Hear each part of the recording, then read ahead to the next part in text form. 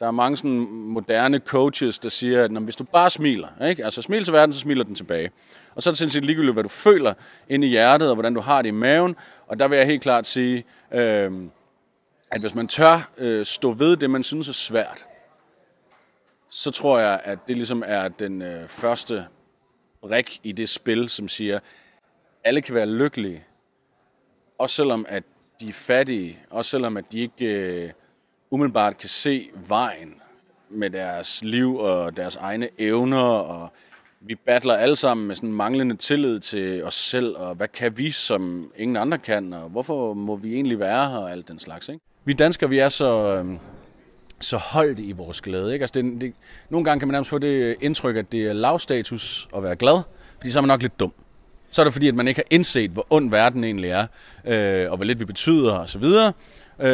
Hvorimod, at hvis du har ironikernes maske på, så er du altså snedig, ikke? Så er du på toppen, fordi så har du gennemskuddet det hele. Ja.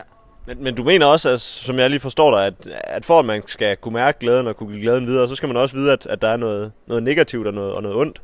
Jamen, jeg tror, at vi indeholder altid begge dele. Og tro, at man kunne forkert, det er forfærdeligt. På samme måde er det også forkert at tro, at man kunne rigtigt. Altså, jeg er konfirmeret.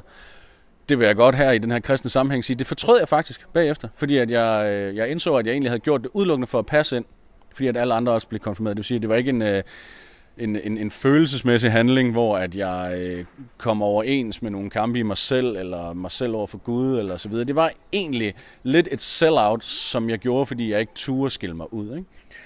Men eftersom at jeg, ligesom rigtig, rigtig mange andre danskere, har sådan et grundkendskab til Bibelens termer og udtryk og historier, jamen så tror jeg også godt, at jeres præst kan kaste de her ord efter mig, og så kan jeg få et eller andet ud af det. Men det får vi jo se på scenen, fordi jeg får jo ikke at se, før jeg står der, hvad det rent faktisk er nogle ord. Nej, det virker jo ikke som om, at du egentlig er berøringsangst for hverken at snakke om det eller tage det op.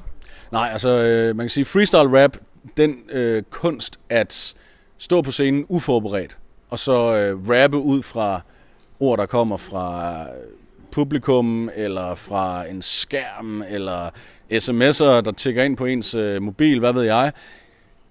Der er man simpelthen nødt til at ikke at censurere sig selv. Og jeg er sikker på, at selvom at jeg siger et eller andet, som refererer til noget satanisk kirkeafbrænder metal, så vil det stadigvæk give mening i sammenhængen, fordi jeg er en del af den her sammenhæng på godt og ondt, og folk vil godt kunne gennemskue, hvad det er. Altså, tingene kommer hurtigt til en, når man freestyler. Du har også tidligere lavet de her lydspor fra Bibelen, og som vi taler om, takker du jer til at komme sådan et sted her også. Hvad er det, de bibelske fortællinger, de kan? Jamen altså, det er jo nogle grundfortællinger, som på en eller anden måde rammer dybt i sådan vores allesammens daglige kamp med vores følelser og vores begær og vores behov og vores forsøg på at have et kompas for, hvor vi skal hen, ikke? Så er de skrevet på en måde, så at de er utroligt åbne. Alle ligninger, alle passager kan læses fra mange vinkler og med fokus på bestemte ting, ikke? Og der er et dejligt fravær af logik og forklaring i rigtig mange af dem, hvor læseren så må lægge sin forklaring og logik ned i det, og der lærer man rigtig meget sig selv og sine prioriteringer og sin moral at kende. Så derfor er det altid spændende.